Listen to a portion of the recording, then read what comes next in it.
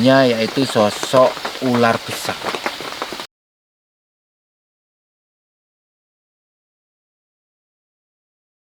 Pertanyaan yang dari masyarakat juga kan, Dewi Rengganis ini terkenal dengan kecantikannya juga. Asal usul dari Dewi Rengganis ini bagaimana? Kalau asal usul Dewi Rengganis itu ada dua versi. Yang pertama itu ada yang dari Jawa Tengah, yang kedua ada yang dari Jawa Timur termasuk Majapahit ini. Ini yang dari yang mau diceritain dari Jawa, yang dari Jawa Timur saja. Jawa Timur ya. Iya, Yang biasanya terkenal itu dari Jawa Timur versi. Iya, versinya kebanyakan yang paling menonjol itu yang dari Jawa Timur.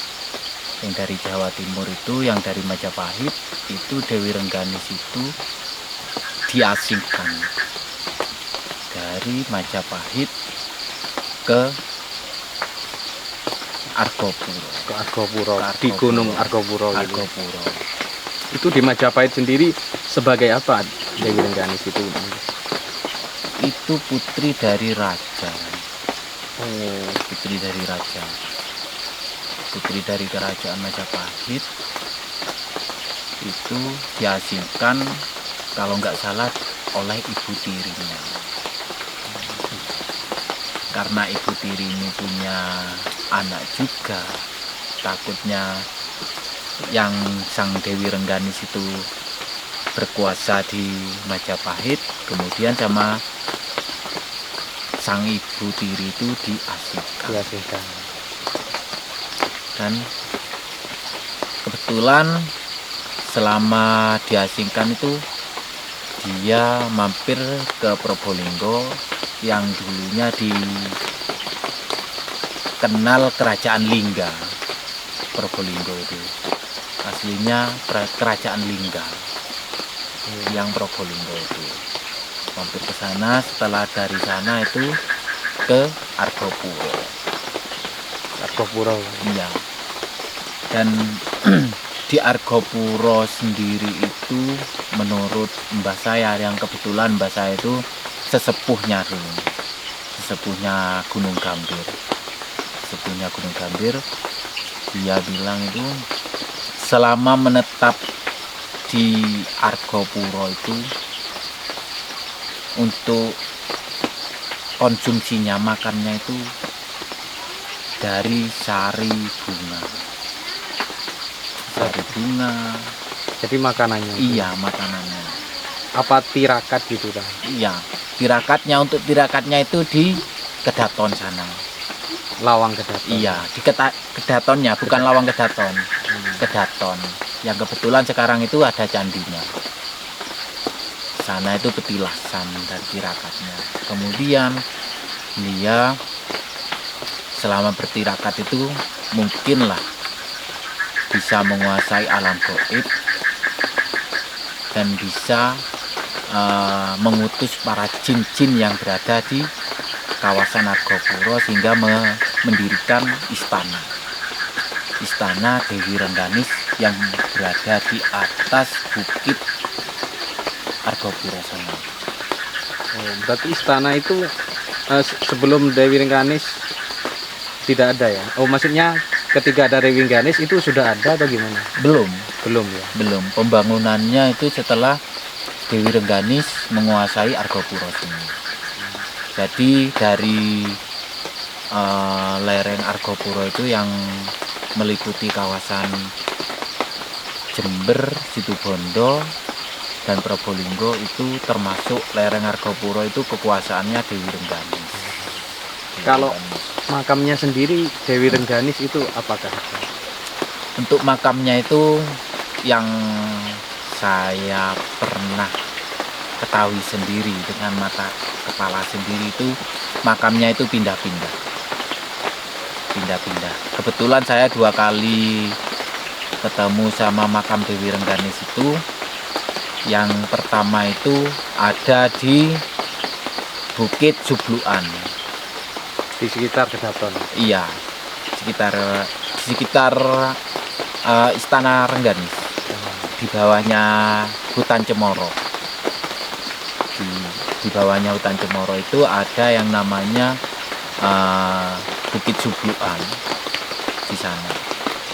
Itu kebetulan yang di sana itu ada makam yang memang saya udah diwanti-wanti sama yang kerja di sana, yang kerja tukang kayu. Kalau ada ketemu sama makam Dewi Rengganis, kalau ada orang perempuan duduk di sana, cepet pindah lah. Iya, cepet nyingkrih. Akhirnya ketemu. Dan kebetulan saya 2 kali itu, yang pertama itu saya ketemu, ternyata nggak ada orang duduk di sana. Cuman ada penunggunya, yaitu sosok ular besar. Sebesar Ya, pohon kelapa itu kurang besar. di dekat makam. Iya, sebelahnya makam. Makamnya itu gimana bentuknya? Makamnya itu kayak candi gitu lah, Mas. Kayak candi, cuman tingginya nggak sampai 1 meter. Tingginya itu sekitar 70 cm. Cuman di makam itu ada ada patung kayak arca, itu arca perempuan pegang selendang gitu. Pegang selendang. Dan yang kedua kalinya sama, cuman pindah lagi makam itu di Bukit Sepatu, namanya Bukit Sepatu Ya, daerah situ juga. Iya, cuman agak jauh. Kalau jalan kaki itu sekitar 4 sampai 5 jam dari Bukit Subluan ke Bukit Sepatu. Itu sekitar 4 sampai 5 jam. Ketemu lagi ya sama. Bentuk makamnya seperti Iya, bentuk makamnya seperti itu, yang jaga ular. ular itu juga. Itu Mas Ahmad sendiri itu nyamperin atau langsung ini? Enggak, masih nyamperin. Kebetulan saya masih nyamperin, dan teman saya itu kebetulan juga dia ustadz. Iya. Namanya Ustadz Abdul Hanan. Ya, kita masih tawasul, berdoa di sana. Oh, di pemakaman. Di pemakaman Dewi Rengganis. Dan kebetulan yang ular itu, Mas, ular itu mungkin ya, seandainya kita itu nyamperin ke sana itu, kalau bukan ular biasa lah, Iya. itu pasti dimakan ya. 2 orang. Tapi enggak itu, Mas. Saya deketin ke sana itu cuman ngereng saja. Ular gaib ya. Ular gaib, memang penunggunya. Kemungkinan kata orang penebang kayu yang di atas sana itu panglimanya. Oh, panglima dari Dewi Panglima Rengganis. dari Dewi Rengganis untuk sang ular itu. Dan untuk yang cerita menurut Mbah Buyut saya itu, Dewi Rengganis itu banyak suaminya itu Gonta-ganti gitu. gonta-ganti, dan kebetulan mungkin dari kalangan makhluk halus juga. Kalau Mas Ahmad sendiri pernah ketemu Dewi Rengganis? Tidak itu. Kalau ketemu saya belum. Ketemu belum ya. Iya. Kalau untuk merasakan sekelebatan itu Pernah ya. pernah. Dan saya itu pernah dapat selendangnya malah. Bisa diceritakan gimana kok bisa dapat selendangnya itu? Kalau untuk selendangnya gini, Mas. Kebetulan yang di sini ini ada yang namanya Sumber Pitu. Sumber Pitu itu memang dulu itu angker, terkenal angker. Dan dulu ada perumahan juga di Sumber Pitu, namanya Perumahan Sumber Pandan, di atas Tanah Merah sini. Sumber Pitu itu kebetulan saya sama Ustadz Dul juga, Ustadz Abdul Hanan itu. Saya itu cari anggrek dari sini naik sepeda sampai di Sumber Pitu itu wangi, Bau area harum. sumber itu bau harum. Bau harum. Setelah saya lewat, yang selendang itu, yang Ustadz Dul itu nggak nampak sama selendang itu, nggak nampak. Tapi saya itu kok nampak selendang itu. Selendang itu warnanya hijau.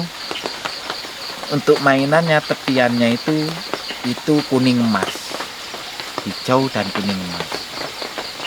Untuk mainannya yang Di tepi gitu iya, ya. Tepi selendang. Iya, gitu ya. tepi selendang itu. Setelah saya ambil, saya tahu taruh rumah, kebetulan adik saya itu dengar kayak bunyi bom di rumah itu. Bom. Iya, kayak bunyi bom. Terus malam harinya saya itu mimpi ada sosok orang bersurban putih semua, pakai surban itu, kayak empu-empu gitu. Dia minta kembalikan selendang itu. Selendang minta dikembalikan lagi ke tempatnya. Cuman yang perempuan itu mungkin lah yang nampak ke saya itu, mungkin itu Dewi Rengganis. Bilang, jangan, ini untuk pegangan untuk emas. Yang satu yang laki-laki itu bilang, jangan, kalau selendangnya Gusti ini dipegang emas, nanti kasihan yang di atas gitu. Nggak tahu kasihan itu Maksudnya apa gak tahu ya? ya, nggak tahu. Tapi kemungkinan besar, kata mbah saya dulu, kalau ada yang nemu selendang atau tombak atau trisula di sekitar sumber di atas itu harus dikembalikan. Takutnya sumber-sumber yang di atas itu mati, itu mungkin. Jadi akhirnya Dikembalikan lagi. dikembalikan lagi. Seandainya di sini enak, saya bisa lihat ya. Bagus selendangnya itu, memang wangi. Wangi. Cuman selama 3 malam itu saya didatangi terus. Yang terakhir itu yang datang itu ya sosok laki-laki bersurban putih itu, pakai surban putih semua kayak empu itu, sama Dewi itu yang terakhir. Yang Dewi itu bilang jangan, cuman yang Yang sosok putih itu Iya. suruh dikembalikan. suruh kembalikan.